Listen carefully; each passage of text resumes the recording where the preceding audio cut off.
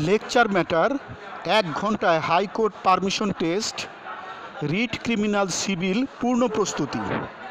Lecture matter 1 ঘন্টায় high court permission test writ criminal civil পূর্ণ প্রস্তুতি।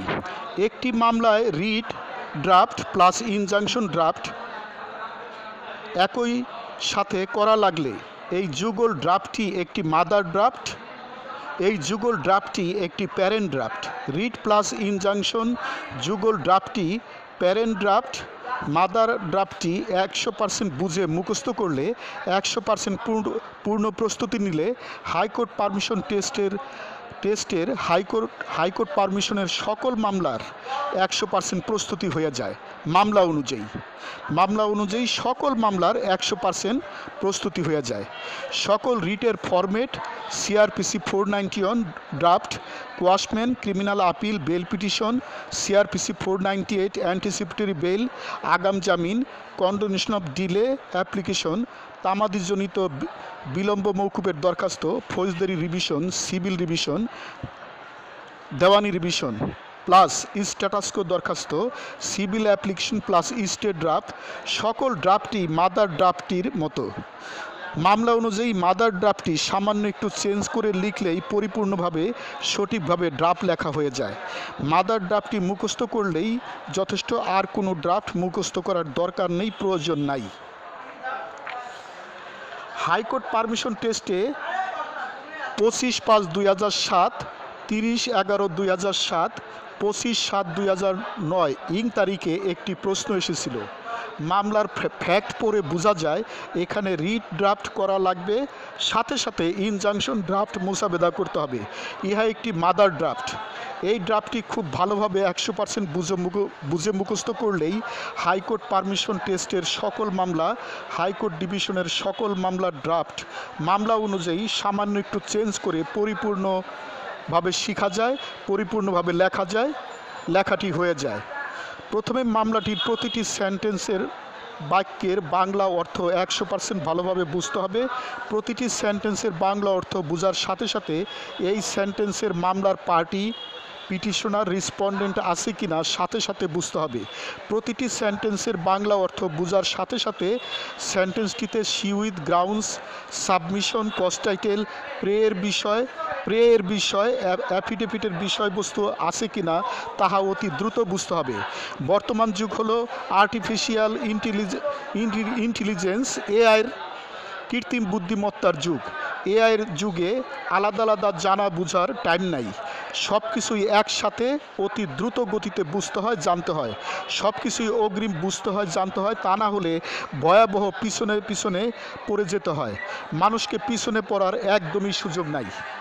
মাদার ড্রাফটটি স্টাডি করার সময় রিট মামলার অন্যান্য drafts, CrPC 491 draft, CrPC 561 capital A quashment criminal appeal bail petition, CrPC 498 anticipatory bail, ফৌজদারি revision, condonation of delay application, civil revision, civil appeal, দেওয়ানি appeal ড্রাফটগুলো অবশ্যই সামনে রাখতে হবে।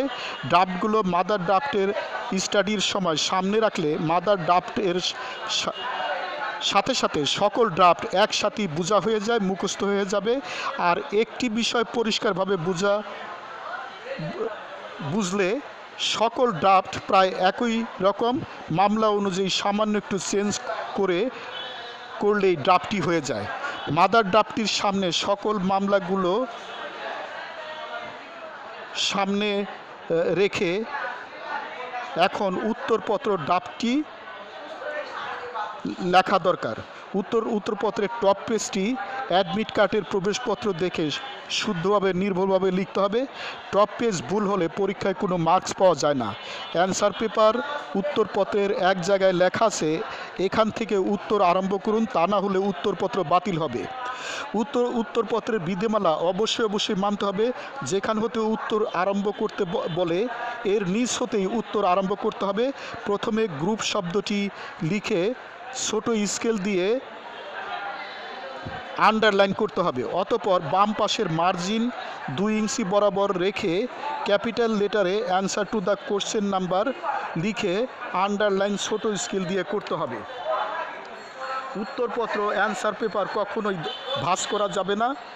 বাম হাতের তর্জনী আঙ্গুলটি উত্তরপত্রের উপর হতে 3 ইঞ্চি নিচে রেখে তর্জনী আঙ্গুলটি বাম পাশে 2 ইঞ্চি জায়গায় রাখলেই তো সঠিক স্কেল হয়ে যায়। অতঃপর বাম হাতের তর্জনী আঙ্গুলের মাথা হতে আস্তে আস্তে উত্তরের লাইনটি লিখলে লাইনটি সোজা হয়। তারপর দ্রুত 18 লাইন প্রতি পৃষ্ঠায় লিখতে হবে। কখনোই প্রতি পৃষ্ঠায় 15-25 লাইন লেখা যাবে না। পিটিও পৃষ্ঠা নম্বর প্রভৃতি কিছুতেই দেওয়া যাবে না। বাম পাশের মার্জিন হতে ক্যাপিটাল লেটারে এক লাইনে in the supreme court of Bangladesh লিখতে হবে। এর নিচে মাঝখান হতে হাইকোর্ট ডিভিশন লিখতে হবে। অতঃপর নিচে বাম দিক হতে ফার্স্ট ব্র্যাকেটের ভিতরে স্পেশাল অরিজিনাল জুরিসডিকশন লিখতে হয়। এখানে বলা খুবই প্রয়োজন দরকার যে মামলা অনুযায়ী জুরিসডিকশনের নাম চেঞ্জ করে লিখতে হবে। মোট কথা মামলার অ্যাড্রেসটা সুনির্দিষ্ট ফরম্যাটে মামলা অনুযায়ী লিখতে হবে। অতঃপর এর নিচে হতে রিট পিটিশন নম্বর ... লিখে আন্ডারলাইন দিতে হবে। এখানে একটা কাল্পনিক মামলা নম্বর দিতে হবে এবং প্রশ্নপত্রের না প্রশ্নের সালটা লিখতে হবে এবং আন্ডারলাইন ছোট স্কেল দিয়ে দিতে হবে। এখানে উল্লেখ করা দরকার প্রয়োজন অত্যাবশ্যক যে মামলা অনুযায়ী মামলার সুনির্দিষ্ট নাম লিখতে হবে। মামলার সন তারিখগুলো মামলা অনুযায়ী খুবই বুঝে লিখতে হবে। এখানে ভুল করা যাবে না। শব্দের বানান ভুল হলে কাটা যাবে না। সেন্টেন্স ভুল হলে সেন্টেন্স কাটা যাবে না। 1-2 পৃষ্ঠা ভুল হয়ে গেলে অবশ্যই অবলিকের মতো এক দাগ দিয়ে কেটে আবার শুদ্ধ করে লিখতে হবে। ডিস্ট্রিক্ট কোর্টগুলিতে যেভাবে মামলার নামের পরপরই যেমন আইনের ধারা বা ধারাগুলো লিখতে হয়, ঠিক হাইকোর্টের মামলাগুলোতেও মামলা অনুযায়ী ধারা অনুচ্ছেদ লিখতে হয়। এখানে নিম্নরূপভাবে মাঝখান হতে in the matter of capital লেটারে লিখে আন্ডারলাইন দিয়ে লিখতে হয় এবং নিচে আন্ডারলাইন দিয়ে বিশেষভাবে ফরম্যাটে ধারা বা অনুচ্ছেদ লিখতে হয়। অতঃপর and in the matter of লিখে নিচে পিটিশনারের নাম ঠিকানা স্থায়ী বর্তমান ঠিকানা লিখতে হবে। পিটিশনারের নিচে দাগ দিতে হবে। মামলা অনুযায়ী পিটিশনারের জায়গায় চেঞ্জ করে অবশ্যই অন্য পরিচয় লেখা লাগতে পারে। অতঃপর ভার্সাস শব্দটি মাঝখানে হতে ক্যাপিটাল লেটারে লিখে অতঃপর রেসপন্ডেন্টদের পদবি পরিপূর্ণ ঠিকানা নির্ভুলভাবে লিখতে হয়।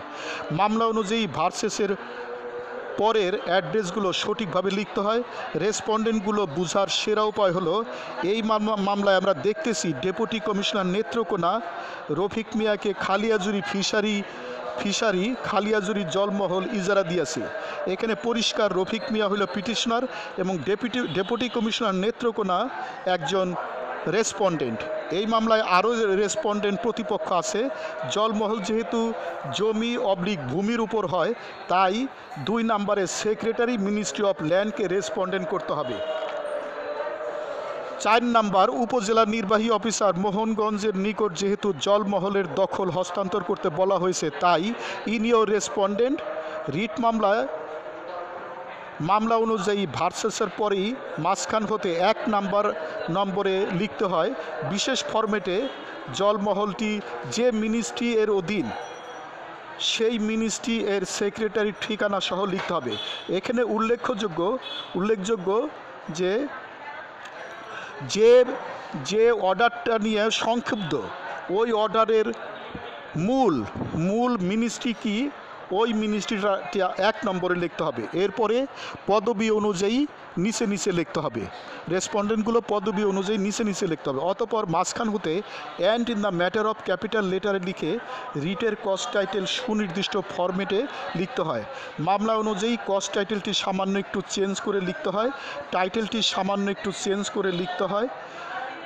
এর বাম পাশের মার্জিন হতে প্রধান বিচারপতির অ্যাড্রেসটি সঠিক ফরম্যাটে লিখতে হয়। প্রধান বিচারপতির নাম বানানটি সঠিকভাবে লিখতে হয়। অতঃপর মাঝখান হতে বিশেষ ফরম্যাটে হাম্বল সেন্টেন্সটি লিখে শেষে হাইফেন দিতে হয়। উত্তরপত্রের বাম মার্জিন হতে সিউইচ শব্দটি ক্যাপিটাল লেটারে লিখতে হয় এবং সিউইচের নিচে আন্ডারলাইন দিতে হয়। সিউইচ শব্দটির অর্থ হলো মামলার পর্যায়ক্রমিক বর্ণনা ধাপ। মামলা হতে মামলার পর্যায়ক্রমিক বর্ণনাগুলো দিতে হয়। প্রতিটি মামলার সুনির্দিষ্ট ধাপ আছে। মামলার সুনির্দিষ্ট ধাপগুলো বজায় রেখে মামলা অনুযায়ী সিউইচ মামলার পর্যায়ক্রমিক বর্ণনাগুলো দিতে হয়। সিউইচগুলো গাণিতিক সংখ্যায় 1 2 3 এইভাবে লিখতে হয় এবং প্রতিটি সিউইচ দ্যাট দিয়ে শুরু করতে হয়। রিটের প্রথম দ্বিতীয় সিউইতে পিটিশনারের পরিচয় চরিত্র বিশেষ ফরম্যাটে লিখতে হয়। তারপর মামলা হতে সিউইচ মামলার পর্যায়ক্রমিক বর্ণনাগুলো বিশেষ ফরম্যাটে দিতে হয়। কোনো সিউইতে অ্যানেক্সার থাকলে মাঝখান হতে বিশেষ ফরম্যাটে অ্যানেক্সার লিখতে হবে। লেখার পর অ্যানেক্সার শব্দটি ক্যাপিটাল লেটারে লিখে নিচে দাগ দিতে হয়। অ্যানেক্সারের সিরিয়ালগুলো ইংরেজি ক্যাপিটাল লেটারে লিখতে হয়। নিম্ন আদালতের সার্টিফাইড কপি যদি দেওয়া হয় তাহলে সার্টিফাইড কপি লিখে অ্যানেক্সার করতে হয়। ফটোকপি যদি মামলায় দেওয়া হয় তাহলে ফটোকপি কপি লিখে অ্যানেক্সারে বিশেষ ফরম্যাটটি লিখতে হয়। মামলা অনুযায়ী অ্যানেক্সার করতে হয়। রিট মোকদ্দমায় ড্রাফট এ অবশ্যই গ্রাউন্ডস দিতে হয়। গ্রাউন্ডসের ঠিক উপরে একটি বিশেষ ফরম্যাটের সিউইচ দিতে হয়। এই সিউইচটি মামলা অনুযায়ী সামান্য একটু চেঞ্জ করে লিখতে হয়। এখানে ভুল করা যাবে না। রিটের গ্রাউন্ডসগুলো রোমান সংখ্যায় লিখতে হয়। গ্রাউন্ডসের শেষে বিশেষ ইংরেজি ফ্রেজ ব্যবহার করা হয়, যেমন dash dash liable to be declared to have been issued without lawful authority and is of no legal effect প্রভৃতি। গ্রাউন্ডস এর ইংরেজি বিশেষ ফ্রেজগুলো গণপ্রজাতন্ত্রী বাংলাদেশের সংবিধানের 102 অনুচ্ছেদ হতে হুবহু নেওয়া হয়েছে। প্রায় সকল মামলাতে গ্রাউন্ডস আছে। কিছু কমন গ্রাউন্ডস আছে যেগুলো সব মামলাতেই গ্রাউন্ডসে দেওয়া যায়। গ্রাউন্ডসের ফর্মুলা হলো G = KUC ফার্স্ট ব্র্যাকেটের ভিতরে SIEMF ফার্স্ট ব্র্যাকেটের ভিতরে হোল 3 BAD ব্যাট ফার্স্ট ব্র্যাকেটের ভিতরে হোল 4। এই গ্রাউন্ডসের ফর্মুলাটা সৃষ্টি করা হয়েছে গ্রাউন্ডসের কিওয়ার্ড দিয়ে। গ্রাউন্ডসের কিওয়ার্ডগুলো দিয়ে গ্রাউন্ডসের এই ফর্মুলা বানানো হয়েছে। একটি বড় গ্রাউন্ডস ভেঙে অনেকগুলো ছোট গ্রাউন্ডস বানানো যায়।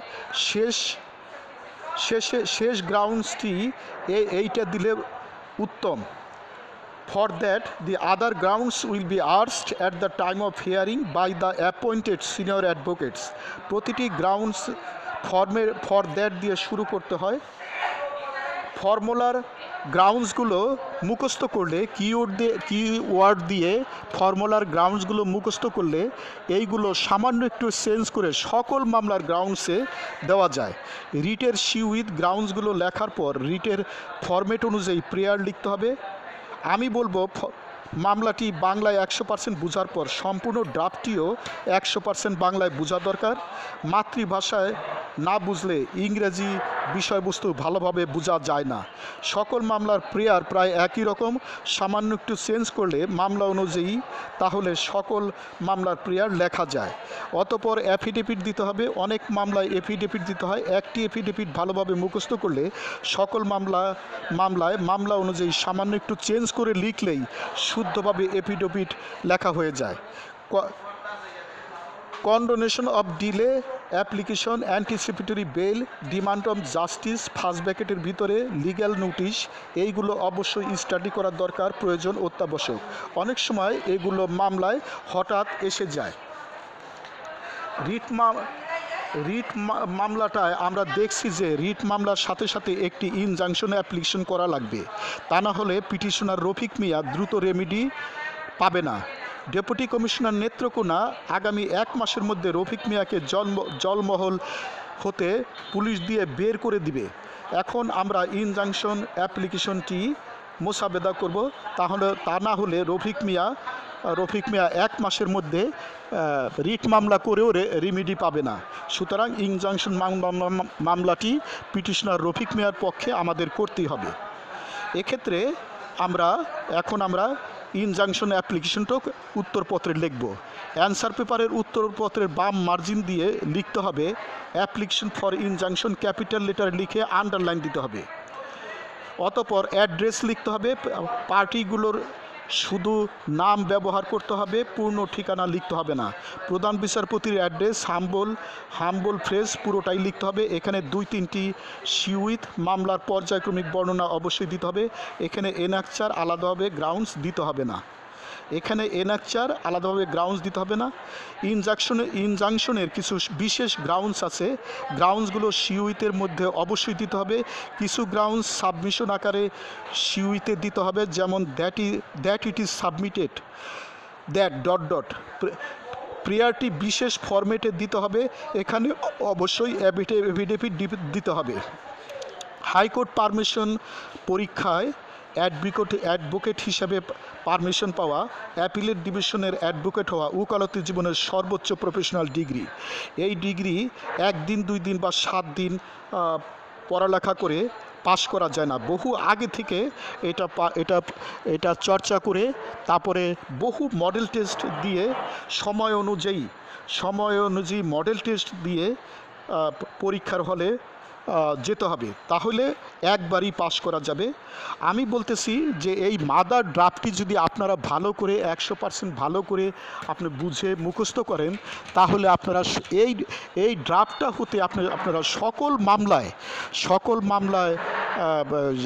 উত্তর দিয়ে আসতে পারবেন, সামান্য একটু চেঞ্জ করে।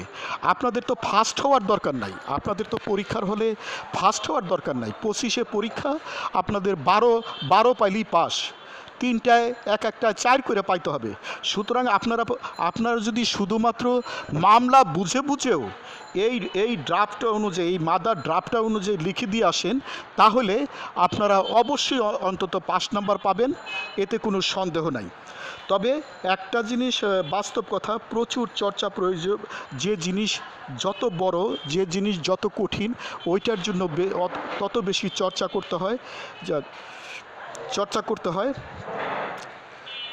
অতি বড় স্বপ্ন লক্ষ্য কি সহজে লাভ করা যায়? লক্ষ লক্ষ টন মাটি খননের পর সামান্য একটু স্বর্ণ পাওয়া যায়। বাঘের দুধ মহামূল্যবান বলে স্বর্ণের পাত্রে রাখতে হয়। মাটির পাত্রে রাখলে বাঘের দুধ নষ্ট হয়ে যায়। ছোট ছোট বালুকণা বিন্দু বিন্দু জল গড়ে তুলে মহাদেশ সাগর অতল। একটি উট একবারে কখনোই খাওয়া যায় না। একটা উট যখন টুকরো টুকরো করে খাওয়া হয়, তখন 10টা উটও খেয়ে ফেলা যায়। একটা বিল্ডিং ছোট ছোট ইট জুড়া দিয়ে তারপরে একটা বড় বিল্ডিং তৈরি করা হয়। এটাই হলো কাজের মূলনীতি। সুতরাং আপনারা হাইকোর্ট পারমিশন পরীক্ষার মামলাটাও আগে টুকরো টুকরো করবেন, তারপরে ওই টুকরো টুকরো করে আপনারা বুঝবেন, তারপরে ঠাটা মুখস্থ করবেন, তারপরে প্রচুর চর্চা করবেন, তাহলে আপনাদের সফলতা আসবে। পাবে সামান্যে কি তার দেখা, পাবে সামান্যে কি তার দেখা। বেদে নাই যার রূপরেখা, ওরে বেদে নাই যার রূপরেখা। পাবে সামান্যে কি তার দেখা, পাবে সামান্যে কি তার দেখা। Practice makes a man perfect, slow and steady wins the race. ধীর স্থিরভাবে কাজ করলেই কাজে সফলতা হওয়া যায়। কচ্ছপ অ্যান্ড খরগোশের গল্পটা আমরা জানি, ঈশপের কচ্ছপের খরগোশের গল্পটা আমরা জানি। এই গল্পের চরম শিক্ষা হলো, কচ্ছপ আস্তে আস্তে কাজ করেও সে চ্যাম্পিয়ন হয়েছে, আর খরগোশ দৌড়ায়েও চ্যাম্পিয়ন হতে পারে নাই। আসলে কাজে লেগে থাকতে হয়, ধীর স্থিরভাবে কাজ করে কাজটা শেষ না হওয়া পর্যন্ত কাজে লেগে থাকতে হয়। পারিব না বলে মুখ করিও না ভার, একবার না পারিলে দেখো শতবার। 5 জনে পারে যাহা তুমিও পারিবে তাহা, তবে কেন বলো পারিব না আর। পারিব না বলে মুখ করিও না ভার। লেকচার সমাপ্ত।